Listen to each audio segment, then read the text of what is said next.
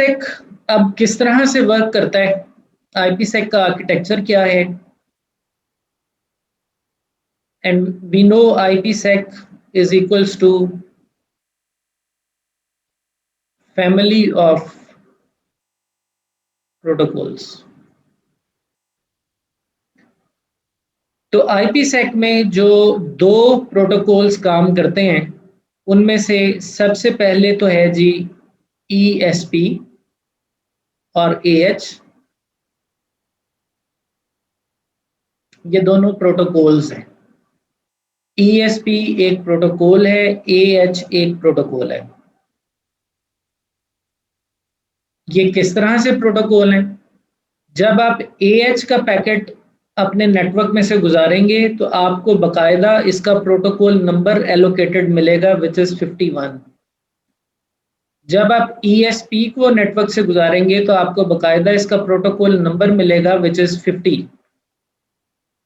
Just like GRE which is 47।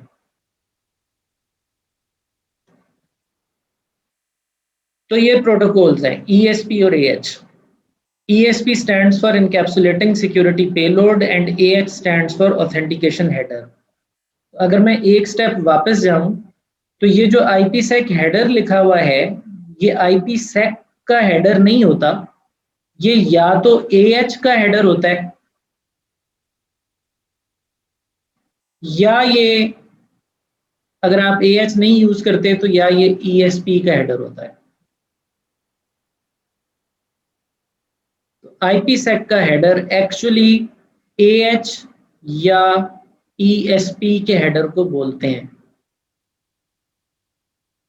Clear है?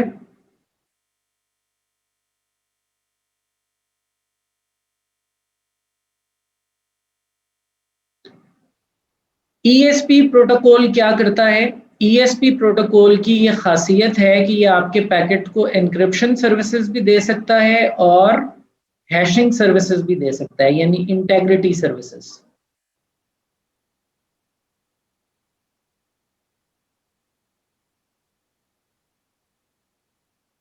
यानी अगर आप चाहते हैं कि आपके पैकेट की रीडेबिलिटी प्रोटेक्शन हो और साथ ही साथ मॉडिफिकेशन प्रोटेक्शन भी हो तो आप ESP का सहारा लेंगे, and this is obviously more secure. अगर आप चाहते हैं कि आपके पैकेट की सिर्फ मॉडिफिकेशन को प्रोटेक्ट किया जाए तो आप सिर्फ AH यूज कर लें, दिस इज योर चॉइस।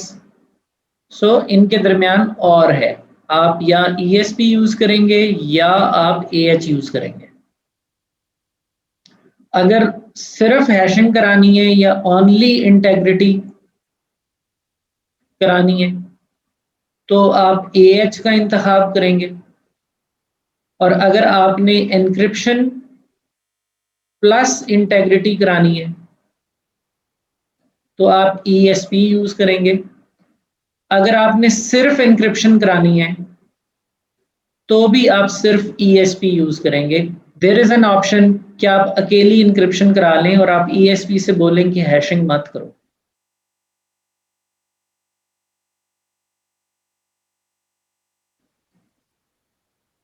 इसमें कोई सवाल?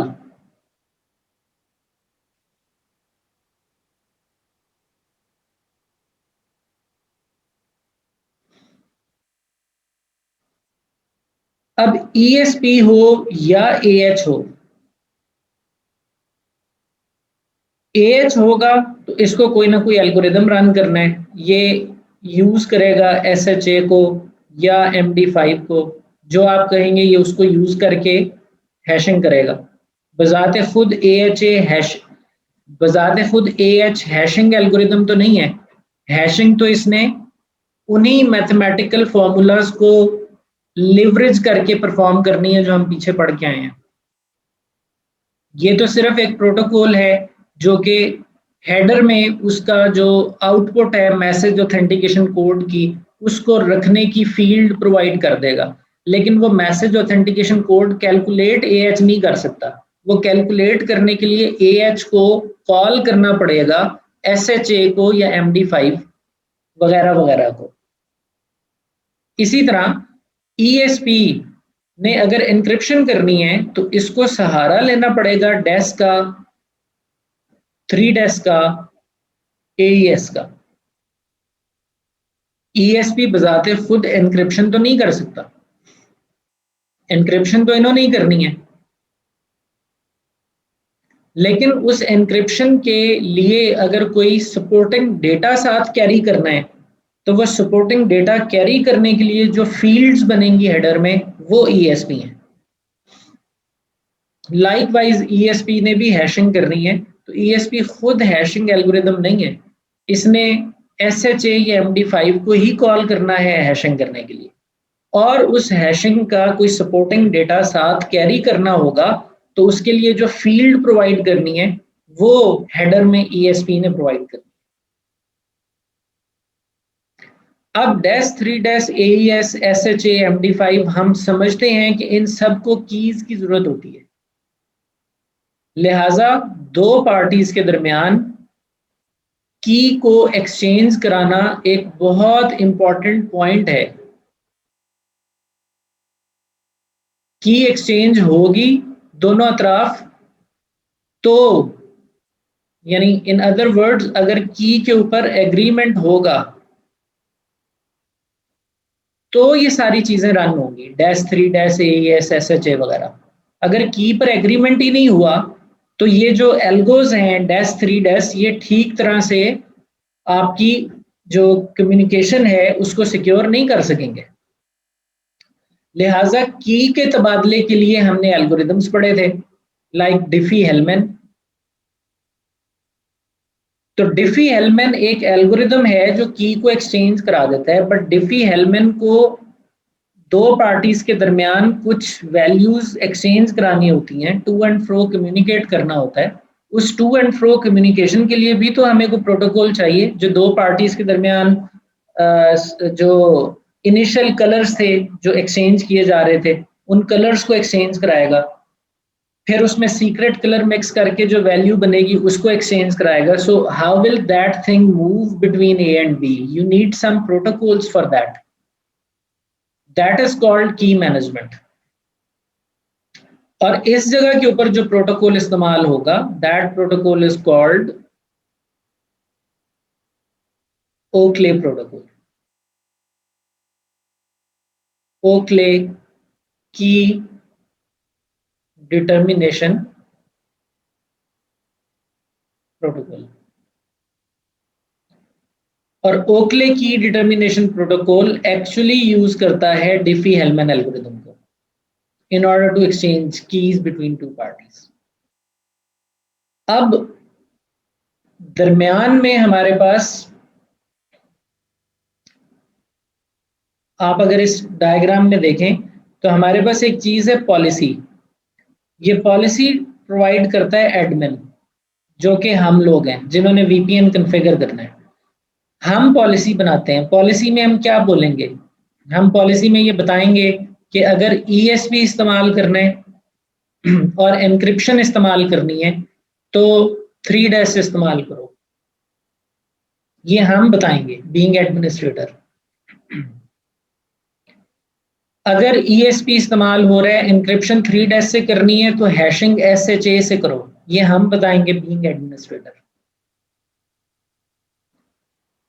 की मैनेजमेंट करनी है तो डिफी-हेलमैन एल्गोरिथम से करो, ये हम बताएंगे बीइंग एडमिनिस्ट्रेटर। और क्योंकि एक राउटर ने मल्टीपल लोगों के साथ VPN बनाने हो सकते हैं, like VPN 1, VPN 2, VPN 3, VPN 4, तो ये मुमकिन है कि मैं यहाँ पर 3 डैश इस्तेमाल करूँ, इस VPN में मैं एन्क्रिप्शन AES इस्तेमाल करूँ, इस VPN में मैं एन्क्रिप्शन सिंपल डैश इस्तेमाल कर लूँ, इस VPN में मैं एन्क्रिप्शन करूँ ही ना और सिर्फ हैशिंग SHA की इस्तेमाल कर लूँ। तो हर VPN के अपने कवायद और ज़वाबित हो सकते हैं। इस चीज को हम बोलते हैं सिक्योरिटी कॉन्टेक्स्ट हर वीपीएन का एक अपना अपना पर्सपेक्टिव है एन्क्रिप्शन का, अपनी अपनी पॉलिसी है। अब यहां से आप आईपी पैकेट देंगे तो उस आईपी पैकेट को अगर इस वीपीएन टनल में डालना है तो ट्रीटमेंट डिफरेंट है, इस वीपीएन टनल में डालना है तो ट्रीटमेंट डिफरेंट है, इस टनल में डालना है तो ट्रीटमेंट डिफरेंट है। इस सारी अलग अलग ट्रीटमेंट्स के लिए यहाँ पर हिसाब किताब रखना पड़ेगा कि कौन से पैकेट को कौन सा ट्रीटमेंट देना है, और वो ट्रीटमेंट्स सारे हमने पॉलिसी की मद में पुश कर दिए होंगे और उन ट्रीटमेंट्स को सेव कर लिया जाएगा DOI, एक सेंट्रलाइज्ड लोकेशन में, which is domain of interpretation. This is kind of a centralised database जिसमें हर एक चीज का हिसाब किताब रखा गया हुआ है कि किस पर्टिकुलर कम्युनिकेशन के ऊपर कौन सा ट्रीटमेंट अप्लाई करना है। So this is high level architecture of IPSec and coordination of different blocks. अभी हमने इन ब्लॉक्स की गहराई में और तफसील में जाना है। अभी तक की जो डिस्कशन है उसमें आपका कोई क्वेश्चन?